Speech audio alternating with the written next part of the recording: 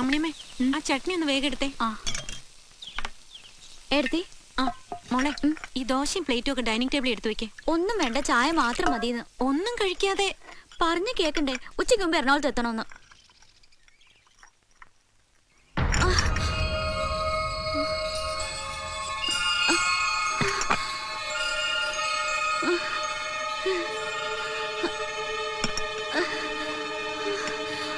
അമ്മേ, അയ്യോ എന്ത് പറ്റി? അശ്വതിയെ, എന്താ ഇവിടെ? അമ്മേ, എന്താ ഉണ്ടായേ? നീ വീണോ? ഞാൻ വീണതല്ല, ഈ വീട്ടിൽ പുതിയൊരാള് വരാൻ പോവാ. ഇത്രയും ശബ്ദം ഉണ്ടാക്കി അടുക്കളക്കൂടെ?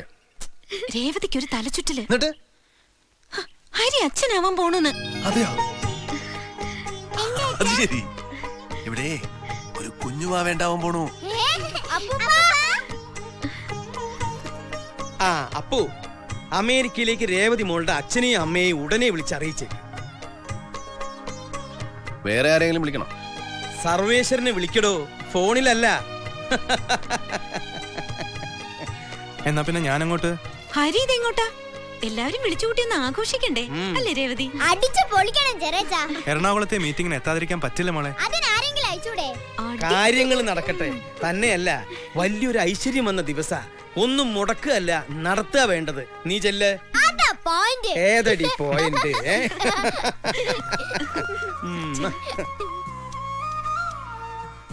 സോറി, പോകാതിരിക്കാൻ വയ്യാത്തതുകൊണ്ടാ. വന്നിട്ട് ആഘോഷിക്കാം നമുക്ക്. എന്തേ? അത് മതി. ഹരിയേട്ടൻ പോയിട്ട് വാ. ഞാൻ വിളിക്കാം. വരട്ടെ.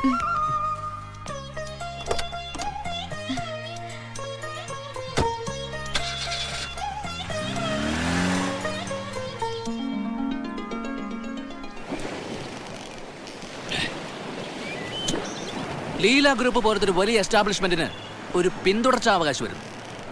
ബോസ്, ഇത് അടിച്ചു പൊളിച്ച് ആഘോഷിക്കേണ്ട കാര്യം തന്നെ. പാർട്ടി വേണം. തീർച്ചയായിട്ടും. പിന്നെ പാർട്ടി എവിടെ എങ്ങനെയെന്നൊക്കെ ഞാൻ തീരുമാനിക്കും.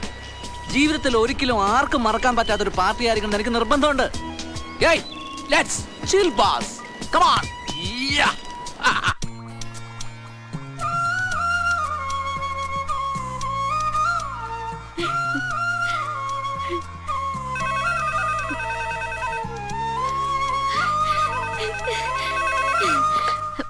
ഹലോ, മിസ്സസ് ഹരി ഒന്ന് കിട്ടോ? മിസ്സസ് ഹരിയാണല്ലോ സംസാരിക്കുന്നത്. കൺഗ്രാറ്റുലേഷൻസ്. Thank you. ആരാ? നിങ്ങളുടെ ഒരു വെൽ വിഷർ ഹരി ഇല്ലേ അവിടെ? ഇല്ല, എറണാകുളത്ത് പോയിരിക്ക. എന്താ? അല്ല, സ്വന്തം ഭാര്യ ഗർഭിണിയായതിലുള്ള സന്തോഷം മറ്റൊരു സ്ത്രീയുമായി പങ്കുവയ്ക്കുന്ന ഭർത്താവിനെ ഞാൻ ആദ്യമായിട്ടാ കാണുന്നത്. നിങ്ങൾ ആരാ? എന്തൊക്കെയാ പറയുന്നത്? പറഞ്ഞല്ലോ, നിങ്ങളുടെ ഒരു വെൽ വിഷർ. ഞാൻ ഈ പറഞ്ഞ സത്യം മാഡത്തിന് ഇനിയും വിശ്വസിക്കാൻ കഴിയുന്നില്ലെങ്കിൽ എത്രയും പെട്ടെന്ന് ബീച്ചിലെ ക്വീൻ അറേബ്യൻ കോട്ടേജിൽ ചെന്നാൽ എല്ലാം നേരിട്ട് കാണാം.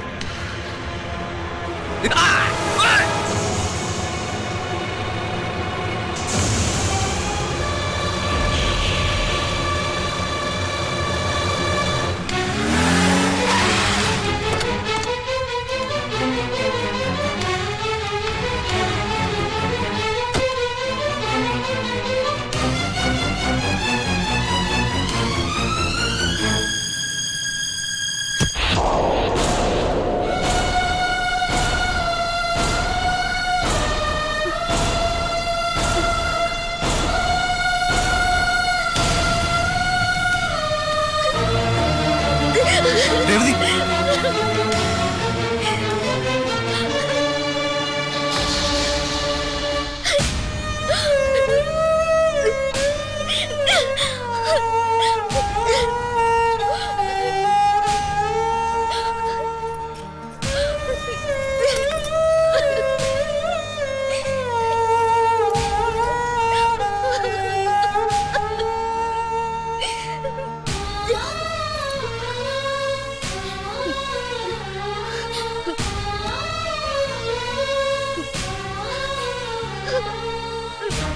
എറിയല്ലേ മോളെ? ജീവിതാണ്, കുടുംബാണ്. ഒരു സങ്കടത്തിൽ വലിച്ചെറിഞ്ഞാൽ പിന്നെ തിരിച്ചെടുക്കാൻ പറ്റില്ല. അവനും അത് ചെയ്തു, നീയും അങ്ങനെ ചെയ്യരുത്. ഒരു പാവം മനുഷ്യന്റെ വിയർപ്പും കണ്ണീരുമായി കുടുംബം. നമ്മുടെ അച്ഛൻ്റെ. എന്നെ വിട്. അച്ഛൻ ഇതറിഞ്ഞാൽ തകർന്നു പോകും. അച്ഛന് വേണ്ടി 10 പേര് അറിയുന്ന നമ്മുടെ ഈ കുടുംബത്തിന് വേണ്ടി ഞാൻ കാല് പിടിക്കാൻ അപേക്ഷിക്കുകയാണ്. ദയവ് ചെയ്ത് മോള് പോകരുത്. ഭർത്താവിന്റെ ഏട്ടൻ എന്ന നിലയ്ക്ക് പറയാൻ അവകാശമില്ല. നിന്റെ ഏട്ടൻ എന്ന നിലയ്ക്ക് പറയാലോ. പറയാ.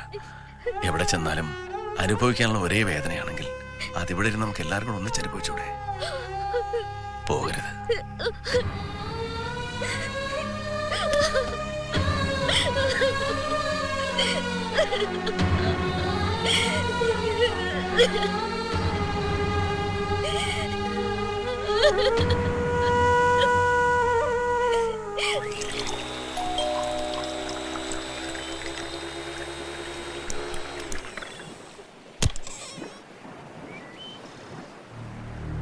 ആരാ? ആരാന്ന്? അവനെവിടെ? ആര്? ആരെന്നോ? വിളിക്കവനെ.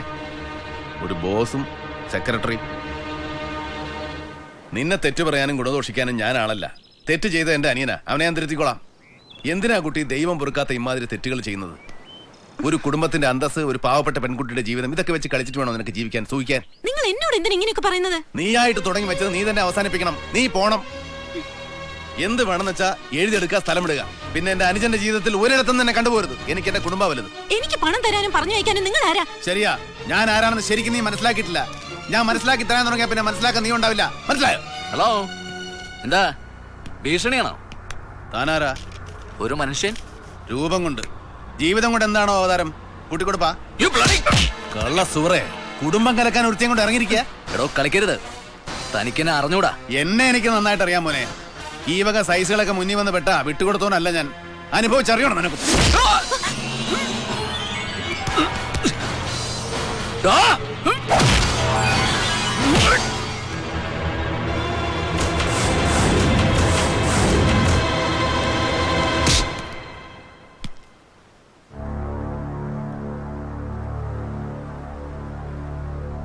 എന്താ ഏട്ടാ ഇതൊക്കെ? ഏട്ടന്റെ കൊള്ളരായ്മ എന്താ? എന്നാ അതിവിടെ വേണ്ട.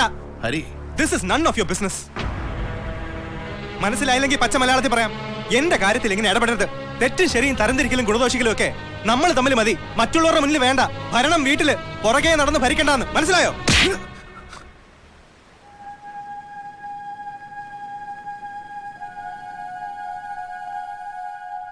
കുട്ടിക്കാലത്ത് നിന്റെ ദുശാഠ്യങ്ങൾക്ക് പോലും നിന്നെ ഞാൻ നുള്ളി തവിച്ചിട്ടില്ല. ഇത് ഏട്ടനെ ജയിക്കാനല്ല, ഇനി അങ്ങോട്ട് എന്റെ മോൻ തോക്കാതിരിക്കാനാ.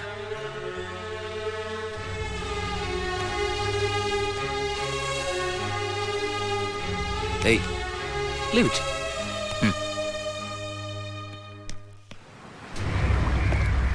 ലീല ഗ്രൂപ്പിന്റെ അന്ത്യം, അതിനുവേണ്ടി ഞാൻ നീക്കിയ കരുക്കൽ, അതിവിടം വരെ എത്തി.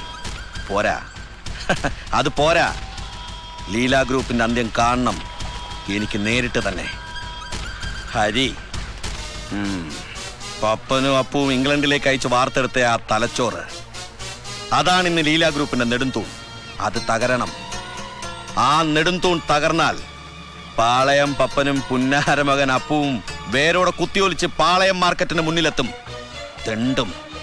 തെണ്ടണം. എനിക്കത് കണ്ണ് നിറച്ച് കാണണം. എന്താ ഹരി? അവന്റെ മരണ വാർത്ത അറിഞ്ഞ് നാളെ കോഴിക്കോട് നഗരം ഉണരൂ. Very good. നീ നിന്റെ വേഷം നന്നായി കൈകാര്യം ചെയ്തു. ഗുഡ്. കൈക്കലാക്കാവുന്നതിലും അധികം പണം നീ അവന്റെ കയ്യിൽ നിന്ന് നേടിയെടുത്തു. എന്നാലും നമ്മൾ തമ്മിലുള്ള കരാർ അനുസരിച്ചുള്ള പണം ദാ ഇതിലുണ്ട്. ദീപക്, ഇനിയും നിങ്ങൾ രണ്ടുപേരും ഈ സിറ്റിയിൽ തങ്ങുന്നത് എനിക്കും നിങ്ങൾക്കും അപകടമാണ്. അതുകൊണ്ട് എല്ലാം ഫിനിഷ് ചെയ്ത് രാത്രിയോടെ ഇവിടം വിടുക. ഇനി നമ്മൾ തമ്മിൽ കാണില്ല, കാണാൻ പാടില്ല. ബൈ. ഓക്കേ.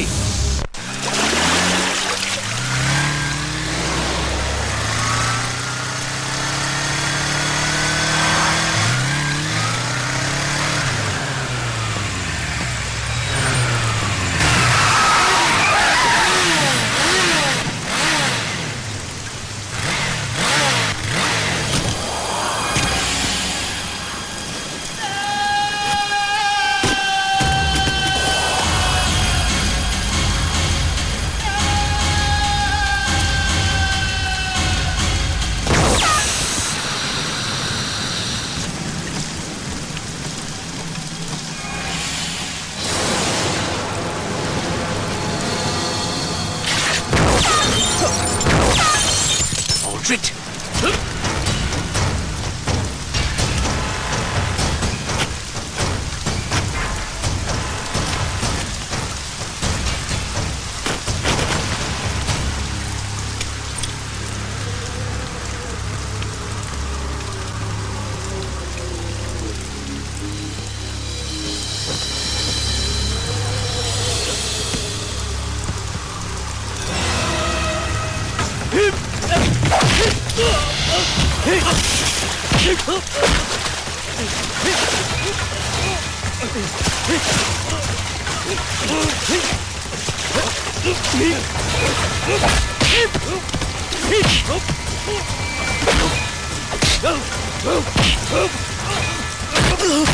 എടാ ദീപക്, നിനക്ക് ആള് മാറിയോ? ആളൊന്നും മാറിയിട്ടില്ല ബോസ്.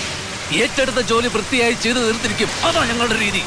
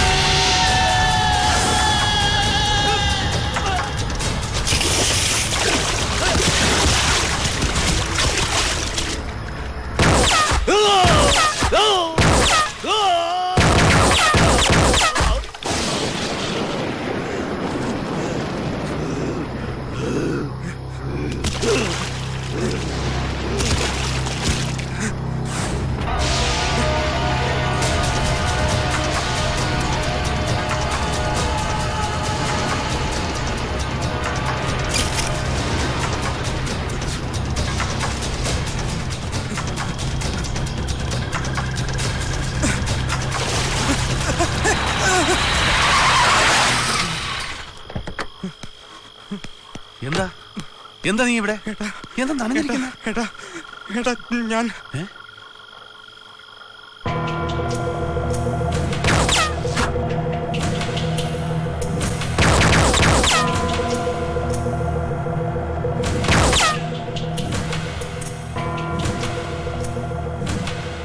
ഈശ്വര,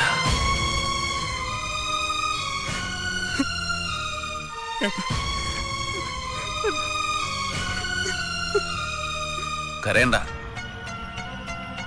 നടക്കുന്ന വഴിയിൽ ഓരോ കുഴികൾ കുഴിച്ചു വെച്ചിട്ട് പിന്നെ ഒരിക്കൽ ആ കുഴിയിൽ സ്വയം ചെന്ന് വീണു കൊടുക്ക. ഏട്ടാ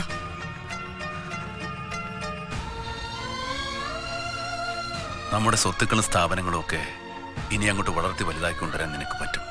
നിന്നെ കൊണ്ടേ പറ്റൂ. അതങ്ങനെ തന്നെ വേണം. നിന്നെ വേണം നമ്മുടെ കുടുംബത്തിന്, നമ്മുടെ അച്ഛന്, എനിക്ക്. ചുമടെടുത്തും പച്ചക്കറി മാർക്കറ്റിലെ പീഡിയക്കൊലയിൽ ഇറങ്ങിയും അടിപിടി ഉണ്ടാക്കി പോലീസ് സ്റ്റേഷനിൽ കയറി ഇറങ്ങിയും ജീവിച്ചത് അപ്പേട്ടൻ. ഈ കയ്യബദ്ധം അപ്പേട്ടനെ കടക്കിൽ വെച്ചേക്ക്. ഞാൻ ഏറ്റു. ഏട്ടാ ഞാനാ കൊന്നു. ഞാനാ പൊയ്ക്കോ പൊയ്ക്കോ പോകാൻ